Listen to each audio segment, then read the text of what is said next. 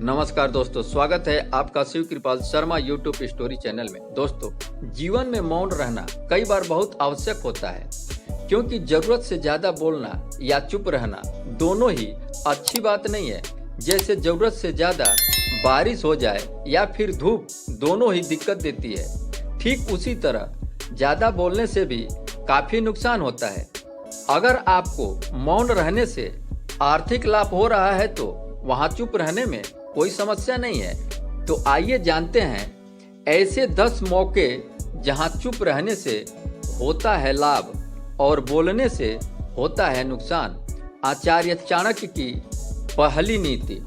आचार्य चाणक्य के अनुसार जो अपने मुंह को बंद रखता है और बुद्धि से काम करता है वही इंसान समझदार होता है।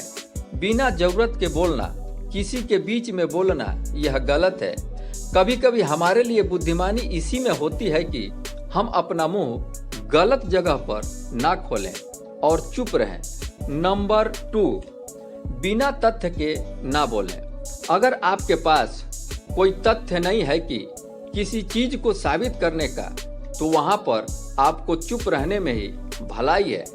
ठीक उसी प्रकार बोलने में भी भलाई वही है जहां आपको किसी चीज के बारे में पूरा ज्ञान हो।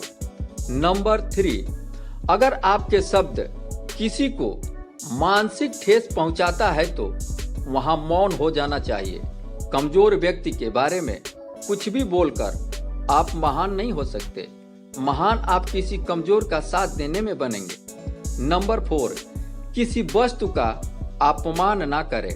आचार्य चाणक्य कहते हैं, अगर कोई वस्तु आपके लिए ठीक नहीं है और वही वस्तु दूसरे के लिए पवित्र है तो वहां आपको कुछ बोलने से अच्छा है चुप रहना। नंबर 5, क्रोध में रहे चुप। चुप रहना आदर या सम्मान देने का निशानी होती है। इससे ना कोई छोटा होता है और ना ही कोई बड़ा। अगर आपको क्रोध आ रहा है तो आप या तो बाहर से किसी का अनादर किए बिना चले जाएं या फिर चुप रहें, क्योंकि क्रोध में कुछ ऐसा काम कर जाएंगे जिससे आपके रिश्ते खराब हो जाएंगे। नंबर 6, किसी मुद्दे से आपका संबंध ना हो। अगर आपका किसी मुद्दे से कोई संबंध नहीं है तो वहां आपको चुप रहना चाहिए। बिना किसी वजह के आप दूसरों के मुद्दों पर बोलेंगे तो यह आपके लिए अनिष्टकारी सिद्ध होगा। इसके लिए आपको नुकसान भी भुगतना पड़ेगा। नंबर 7, अगर आपके शब्द किसी को नुकसान पहुंचाती है तो वह आपको चुप रहना चाहिए, क्योंकि जो चीज आसानी से खत्म की जा सकती है उसे अपने शब्दों से बड़ा ना करें।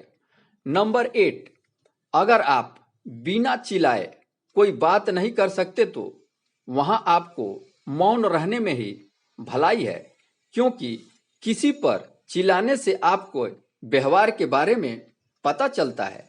इससे ज्यादा बोलकर आप अपना अपमान कराएंगे, इसलिए आपको चुप ही रहने में फायदा है। आचार्य चाणक्य की 9वीं बात।